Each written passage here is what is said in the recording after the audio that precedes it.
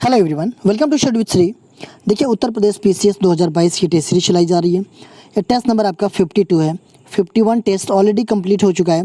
Play list बना रखी है, आप लोग जा करके देख सकते हैं। देखिए, अगर आप किसी भी स्टेट पीसीएस की तैयारी कर रहे हैं, जैसे कि एमपीपीएससी, यूकेपीएससी, बीपीएससी, जेपीएससी या फिर सीजीपीएससी या किसी वनडे एग्जाम की तैयारी कर रहे हैं, तो आप लोगों के लिए टेस्ट काफ़ी फायदेमंद है। तो स्टार्ट करते हैं। फर्स्ट क्वेश्चन है, निम्नलिखित तत्वों में से किसकी परमाणु संख्या जिंक की तुलना से अधिक है? Chromium, copper, bromine, iron. देखिए, पूछा जा रहा है क्वेश्चन कि निम्नलिखित तत्वों में से किसकी परमाणु संख्या जिंक की तुलना में अधिक है। ठीक है, देखिए जिंक का क्या होता है? जिंक का परमाणु क्रमांक होता है, देखिए उसका सिंबल होता है Zn एंड इसका होता है 30। जिंक का परमाणु क्रमांक। अगर हम बात करें क्रोमियम की, क्रोमियम का कितना होता है? तो इसको जो है कि Cr से डिनोट करते हैं और इसका होता है 24। कॉपर, कॉपर को Cu से करते हैं और इसका परमाणु क्रमांक होता है 29। ब्रोमीन, ब्रोमीन को Br से डिनोट करते हैं और इसका परमाणु क्रमांक होता है 35। और आयरन की बात करें हम, तो आयरन को Fe से इसका सिंबल होता है और इसका होता है परमाणु क्रमांक 26। ठीक है, तो ये क्वेश्चन पूछा जा रहा है कि निम्नलिखित तत्वों में से किसकी परमाणु संख्या जिंक की तुलना में अधिक है। जिंक का है आपका 30, तो 30 से अधिक किसका है? तो 30 से अधिक किसका है? तो ब्रोमीन का है। ठीक है, तो ब्रोमीन जो है कि जिंक से अधिक है। रणथंभौर टाइगर रिजर्व किस राज्य में है? राजस्थान, मध्य प्रदेश, उत्तर प्रदेश, गुजरात। रणथंभौर टाइगर रिजर्व ये किस राज्य में है? तो देखिए, ये है आपका राजस्थान में। ए ऑप्शन आपका सही है। राजस्थान में सवाई माधोपुर जिला में है ये। ठीक है, देखिए रणथंभौर ये भारत सरकार द्वारा जो है कि 1955 में सवाई माधोपुर खेल अभ्यारण्य के रूप में ये स्थापित किया गया था। किस रूप में ये स्थापित किया गया था 1955 में? तो ये जो है कि सवाई माधोपुर खेल अभ्यारण्य के रूप में स्थापित किया गया था। ठीक है, उसके बाद से 1973 में प्रोजेक्ट टाइगर के तहत टाइगर रिजर्व घोषित किया गया। कब? तो 1973 में। इसके बाद से 1 नवंबर 1980 को ये जो है कि रणथंभौर एक राष्ट्रीय उद्यान बन गया। तो 1 नवंबर को क्या बन गया ये? तो एक राष्ट्रीय उद्यान बन गया। ठीक है, तो ये हो जाएगा आपका ए ऑप्शन। सन 1576 में हल्दी घाटी की लड़ाई अकबर और किसके बीच लड़ी गई थी? शेरशाह, महाराणा प्रताप, हेमू, नादिर शाह। सन 1576 ईस्वी में हल्दी घाटी की लड़ाई अकबर और किसके बीच में लड़ी गई थी? देखिए, अगर हम बात करें हल्दी घाटी की लड़ाई की, तो ये जो है कि आपका 18 जून 1576 को महाराणा प्रताप और अकबर की सेना के बीच लड़ा गया था। ठीक है, इसमें मुगल साम्राज्य जो अकबर थे उनकी विजय हुई और पराजित कौन हुआ? अकबर की विजय हुई तो पराजित कौन हुआ? तो पराजित हुए महाराणा प्रताप। ठीक है, तो ये जो है कि बी ऑप्शन आपका सही है। किसी किसके बीच हुआ था? तो अकबर और महाराणा प्रताप की सेना के बीच हुआ था। निम्नलिखित में से कौन सा अंग इंसुलिन पैदा करता है? अग्नाशय, प्लीहा, यकृत, थायराइड ग्रंथि। निम्नलिखित में से कौन सा अंग जो है कि इंसुलिन पैदा करता है? देखिए, सबसे पहले तो ये जान लेते हैं इंसुलिन होता क्या है।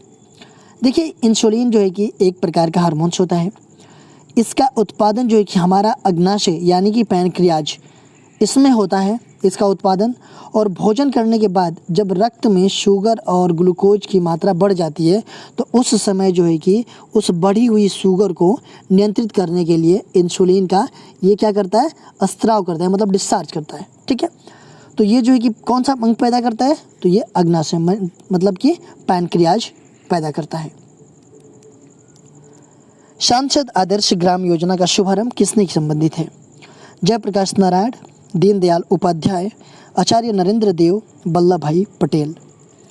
सांसद आदर्श ग्राम योजना, इसका शुभारंभ किनसे संबंधित है ये पूछा जा रहा है।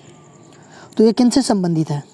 तो देखिए, सांसद आदर्श ग्राम योजना अगर हम इसके बारे में बात करें तो ये इसका क्या उद्देश्य है कि गाँवों के निर्माण और विकास हेतु ये कार्यक्रम है। ये मतलब सांसद आदर्श ग्राम योजना ये जो है कि गाँवों के निर्माण और विकास हेतु ये कार्यक्रम है। और इसका मुख्य उद्देश्य क्या है, इसका मुख्य लक्ष्य क्या है कि जो भी ग्रामीण इलाका है उसका विकास करना है।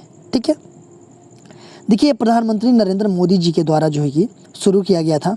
कब, तो 11 अक्टूबर 2014 को। देखिए 11 अक्टूबर 2014 को ये शुरू किया गया था और 11 अक्टूबर को ही किसका जन्मदिन है, तो ये जयप्रकाश नारायण जी का जन्मदिन है। ठीक है, तो ये किससे संबंधित है, किनसे संबंधित है, तो ये जयप्रकाश नारायण से संबंधित है।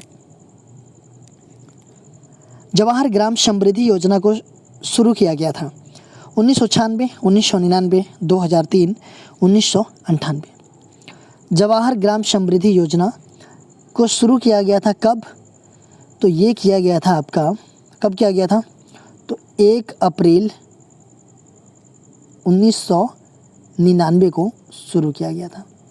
देखिए अगर हम बात करें जवाहर ग्राम समृद्धि योजना, तो ये जवाहर रोजगार योजना का जो है कि पुनर्गठन, सुव्यवस्थित और व्यापक संस्करण है। ठीक है, और जो कि ये 1 अप्रैल 1999 को शुरू की गई थी। और ये योजना मतलब जो ये योजना है इसका उद्देश्य ये है कि ग्रामीण गरीबों के जीवन स्तर को बेहतर बनाना और उन्हें अतिरिक्त लाभकारी योजना प्रदान करना जवाहर ग्राम समृद्धि योजना का मेन उद्देश्य है। तो ये हो जाएगा आपका बी ऑप्शन। पंचायती संस्थाओं के कर्तव्यों की सूची संविधान की किस अनुसूची में दी गई है? 10वीं, 11वीं, 12वीं, 8वीं। पंचायती संस्थाओं के कर्तव्यों की सूची संविधान के किस अनुसूची में दी गई है? किस में दी गई है? तो ये दी गई है 11वीं अनुसूची में। देखिए 11वीं अनुसूची जो है ये जो है कि आपका कब जोड़ा गया, तो ये 73वां संविधान संशोधन हुआ था कब, 1992 में। ठीक है, और ये 73वां संविधान संशोधन किया गया 1992 में, तब जो है कि इसको जोड़ा गया। और ये किससे संबंधित है, तो ये पंचायत से संबंधित है। ठीक है, अगर हम बात करें 12वीं पंचवर्षीय योजना का, तो ये जो है कि 74वां संविधान संशोधन 1992 में ही हुआ था और ये जो है कि तब जोड़ा गया और ये है नगर पालिका से संबंधित। ठीक है, 10वीं अनुसूची की हम बात करें तो 10वीं अनुसूची ये जो है कि कब किया गया था, तो ये जो है कि 52वां संविधान संशोधन किया गया था कब, 1985 में। और ये किससे संबंधित है, तो दल बदल से संबंधित है ये। 8वीं अनुसूची की हम बात करें तो 8वीं अनुसूची जो है कि जब संविधान बना था तो ऑलरेडी 8 अनुसूचियाँ थी। ठीक है, संविधान बना था तो ऑलरेडी 8 अनुसूचियाँ थी और इसमें जो है कि 22 भाषा जो है कि शामिल है। आज के डेट में जब संविधान बना था उस टाइम पे कितनी भाषा शामिल थी, ये आप लोग कमेंट बॉक्स में मुझे बताइए। पंचायती राज्य संस्थाओं को नया स्वरूप देने के लिए संविधान में कौन सा संविधान संशोधन किया गया? 71वां, 72वां, 73वां, 74वां। देखिए अभी हम लोगों ने पढ़ा पिछले क्वेश्चन में कि पंचायती राज संस्थाओं को नया स्वरूप देने के लिए संविधान में कौन सा संविधान संशोधन किया गया। तो पंचायती राज व्यवस्था से कौन सा संविधान संशोधन है, तो वो जो है कि आपका 73वां संविधान संशोधन है। ठीक है, ये कब हुआ था, 1992 में हुआ था। ठीक है, और 11वीं अनुसूची जोड़ी गई। ठीक है, अगर हम बात करें 74वां संविधान संशोधन की, ये भी 1992 में हुआ था और ये किससे संबंधित है, तो ये नगर पालिका से संबंधित है और ये 12वीं अनुसूची जोड़ी गई। 71वां संविधान संशोधन की हम बात करें तो ये जो है कि ये भी 1992 में हुआ था और 8वीं अनुसूची में जो मतलब भाषा है उसमें 3 भाषाएं जोड़ी गई। कौन कौन सी, कोंकणी, मणिपुरी, नेपाली, ये 3 जो है कि जोड़ी गई। तब जाकर के कितना हो गया, उस टाइम पे 18 भाषा हुई। ठीक है, आज के डेट में कितनी भाषाएं हैं, तो 22 भाषाएं हैं। 72वां संविधान संशोधन की हम बात करें तो ये भी 1992 में हुआ था 72वां संविधान संशोधन। इसमें जो है कि त्रिपुरा विधानसभा में स्थानों की संख्या बढ़ाकर कितना कर दिया गया, तो 60 कर दिया गया। ठीक है, तो ये हो जाएगा आपका सी ऑप्शन। राष्ट्रीय कृषि और ग्रामीण विकास बैंक नाबार्ड की स्थापना किस पंचवर्षीय योजना के दौरान की गई थी? चौथी, तीसरी, छठी, 7वीं। बात की जा रही है नाबार्ड की, राष्ट्रीय कृषि और ग्रामीण विकास बैंक। ठीक है, नाबार्ड की बात की जा रही है, देखिए नाबार्ड की स्थापना कब हुआ था, तो ये हुआ था आपका 12 जुलाई 1982 को। 12 जुलाई 1982 को नाबार्ड की स्थापना किया गया था शिवरामन समिति की सिफारिश पे। ठीक है, किसके सिफारिश पे, तो शिवरामन समिति की सिफारिश पे जो है कि राष्ट्रीय कृषि एवं ग्रामीण विकास बैंक की स्थापना किया गया था 12 जुलाई 1982 को। ठीक है, इसका हेडक्वार्टर कहाँ पे है, इसका हेडक्वार्टर मुंबई में है। ठीक है, ये पूछा जा रहा है कि किस पंचवर्षीय योजना के दौरान की गई थी, तो 1982 में कौन सी पंचवर्षीय योजना चल रही थी, तो उस टाइम पे आपकी छठी पंचवर्षीय योजना चल रही थी और इसका कार्यकाल था आपका 1980 से 85 तक। ठीक है, 1980 से 85 तक छठी पंचवर्षीय योजना का कार्यकाल था। प्रत्येक वर्ष पंचायती राज दिवस किस तिथि को मनाया जाता है, 22 मार्च, 24 अप्रैल, 8 अगस्त, 2 अक्टूबर। प्रत्येक वर्ष पंचायती राज दिवस किस तिथि को मनाया जाता है, ये काफ़ी इंपॉर्टेंट क्वेश्चन है। ठीक है, तो ये मनाया जाता है आपका 24 अप्रैल को। देखिए 24 अप्रैल को क्यों मनाया जाता है, क्योंकि 73वां संविधान संशोधन जो हुआ था वो मतलब 73वां संविधान संशोधन के द्वारा जो कि पंचायती राज व्यवस्था अस्तित्व में आया था इसी दिन 24 अप्रैल को ही। इस वजह से जो है कि पंचायती राज दिवस जो है कि प्रत्येक वर्ष 24 अप्रैल को हम मनाते हैं। खादी एवं ग्रामीण उद्योग आयोग की स्थापना किस पंचवर्षीय योजना के अंतर्गत की गई थी, पहली, दूसरी, तीसरी, चौथी। खादी एवं ग्रामीण उद्योग आयोग की स्थापना किस पंचवर्षीय योजना के अंतर्गत किया गया था, तो देखिए ये किया गया था आपका दूसरी पंचवर्षीय योजना के अंतर्गत। दूसरी पंचवर्षीय योजना कब से कब तक थी, तो 1956 से 1961 तक थी। ठीक है, 1956 से 1961 तक थी आपका दूसरी पंचवर्षीय योजना। ठीक है, देखिए खादी एवं ग्रामीण उद्योग आयोग, इसका उद्देश्य क्या है कि ग्रामीण इलाकों में खाद एवं ग्रामोद्योग की स्थापना और विकास करने के लिए योजना बनाना, प्रचार करना और सुविधाएं और सहायता प्रदान करना। ठीक है, कृषि में मूलतः किस प्रकार की बेरोजगारी की प्रधानता देखने को मिलती है, खुली बेरोजगारी, अदृश्य बेरोजगारी, घर्षणात्मक बेरोजगारी, संरचनात्मक बेरोजगारी।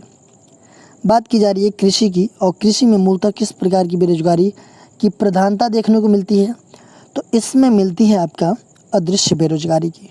बी ऑप्शन आपका सही है। देखिए अदृश्य बेरोजगारी होता क्या है, ऐसे समझ लेते हैं कि देखिए कोई भी काम है, ठीक है, एक मिनट, कोई काम है, ठीक है, जितने लोगों की आवश्यकता है, ठीक है, तो जैसे उसमें मान लीजिए सपोज दैट कि कोई काम है अगर 10 लोगों की आवश्यकता है, ठीक है, लेकिन उसमें क्या करते हैं कि 15 या 17 लोग काम करते हैं। ठीक है, 10 लोगों की आवश्यकता है बट 15 और 17 लोग काम करते हैं, तो ये क्या है कि इससे अधिक लोग काम कर रहे हैं। ठीक है, अगर इसमें से जितने लोग काम कर रहे हैं उसमें से अगर मान लीजिए अतिरिक्त जो हैं उनको हटा भी दिया जाए तो इसके उत्पादन पर कोई फ़र्क नहीं पड़ता, कोई प्रभाव नहीं पड़ता। बात समझ गए। सपोज दैट ये जो है कि कृषि में ये मूल्यता पाई जाती है, कृषि में ये अदृश्य बेरोजगारी पाई जाती है। सपोज दैट मान लीजिए खेती करना है, गांव में अगर किसी के 10 बीघा खेत है, ठीक है, तो ऐसा नहीं कि घर परिवार में 10 लोग हैं तो 10 लोग जो है कि उस 10 बीघे ज़मीन में ही खेती करें। ठीक है, अगर चाहें तो इसमें से 2 लोग ही जा कर के ट्रैक्टर से जुतवा सकते हैं उसको, फिर बोवा सकते हैं, कटवा सकते हैं, या फिर सब सारी चीज़ें कर सकते हैं 2 लोग ही। ठीक है, ऐसा नहीं है ना कि 10 लोग कर सकते हैं। तो वो क्या होते हैं कि उसमें सारे लोग जो घर परिवार के सारे लोग उसमें लगे रहते हैं। ठीक है, तो इसका मतलब यही है कि ये जो कि अदृश्य बेरोजगारी है। बात समझ में आ गया होगा आप लोगों को, तो ये हो जाएगा आपका बी ऑप्शन। निम्नलिखित में से कौन सी चीज़ पर्यावरण के अंतर्गत शामिल है, मनुष्य, धरातलीय स्थलाकृति, प्राकृतिक वस्तुएं, मानव निर्मित वस्तुएं। निम्नलिखित में से किस चीज़ पर्यावरण के अंतर्गत शामिल है पूछा जा रहा है। देखिए मनुष्य भी पर्यावरण के अंतर्गत शामिल है, धरातलीय स्थलाकृति भी शामिल है, प्राकृतिक वस्तुएं भी पर्यावरण के अंतर्गत शामिल हैं, और मानव निर्मित वस्तुएं भी पर्यावरण के अंतर्गत शामिल हैं। तो इसमें हो जाएगा 1, 2, 3, 4, मतलब कि उपरोक्त में सभी जो है कि पर्यावरण से के अंतर्गत शामिल है। कोपेन ने हेकिसोर्थम का प्रयोग किस जलवायु प्रदेश हेतु किया है? मानसूनी प्रदेश हेतु, टुंड्रा प्रदेशों हेतु, शीतोष्ण प्रदेशों हेतु, गर्म प्रदेशों हेतु। देखिए कोपेन के हेकिसोर्थम का प्रयोग जो है कि किस जलवायु प्रदेश हेतु किया है, तो ये किया है आपका किस जलवायु प्रदेश हेतु, तो ये टुंड्रा प्रदेश हेतु। बी ऑप्शन आपका सही है। पाट भूमि पाई जाती है तेलंगाना पठार में, दंडकारण्य में, बुंदेलखंड पठार में, छोटा नागपुर पठार में। पाट भूमि जो है कि कहाँ पाई जाती है, तो देखिए अगर हम बात करें तो जो छोटा नागपुर है उसमें विभिन्न ऊंचाइयों के पठारों की एक श्रृंखला का निर्माण करता है। ठीक है, वो उसमें से जो मध्य पश्चिमी भाग है ना, उसके जो सर्वोच्च ऊंचाई का क्षेत्र है उसे ही हम क्या कहते हैं, पाट क्षेत्र के नाम से जानते हैं। तो ये कहाँ पे होगा, तो ये होगा आपका छोटा नागपुर पठार में। ये डी ऑप्शन आपका सही है।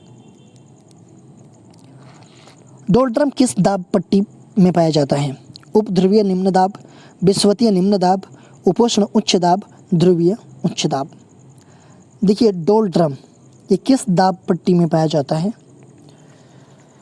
तो देखिए अगर हम बात करें भूमध्य रेखा या विषुवत रेखा की, सपोज दैट ये पृथ्वी है, ये है आपका भूमध्य रेखा या विषुवत रेखा, इन दोनों तरफ जैसे 5 डिग्री ऊपर और 5 डिग्री नीचे, ये वाले क्षेत्र, ठीक है, इसमें जो है कि 5 डिग्री ऊपर 5 डिग्री नीचे अक्षांशों तक निम्न वायुदाब की इसमें क्या होती है, मेखला होती है, और यहाँ पे हवाएं क्या होती है, शांत होती हैं। ठीक है, तो इसे शांत पेटी या डोलड्रम कहते हैं हम।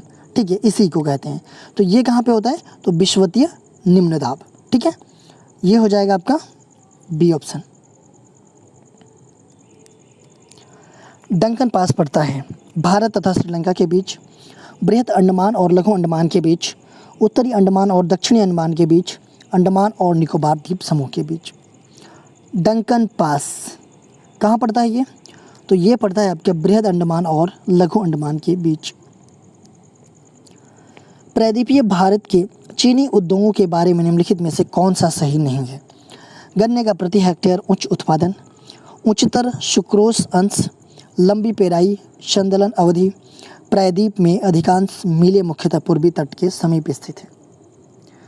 देखिए प्रायद्वीपीय भारत के चीनी उद्योग के बारे में निम्नलिखित में से कौन सा सही नहीं है पूछा जा रहा है। देखिए गन्ने का प्रति हेक्टेयर उच्च उत्पादन बिल्कुल सही है, उच्चतर सुक्रोज अंश भी ये भी सही है, लंबी पेराई संदलन अवधि ये भी सही है, बट प्रायद्वीपीय में अधिकांश मिलें मुख्यतः पूर्वी तट के समीप स्थित हैं, ऐसा कुछ नहीं है। ठीक है, तो ये क्या है, गलत है। ये हो जाएगा आपका डी ऑप्शन। बिहार में निम्नलिखित में से कौन रेशम सिल्क वस्त्र उत्पादन केंद्र है? मोतीपुर, बजारी, भागलपुर, डालमिया नगर।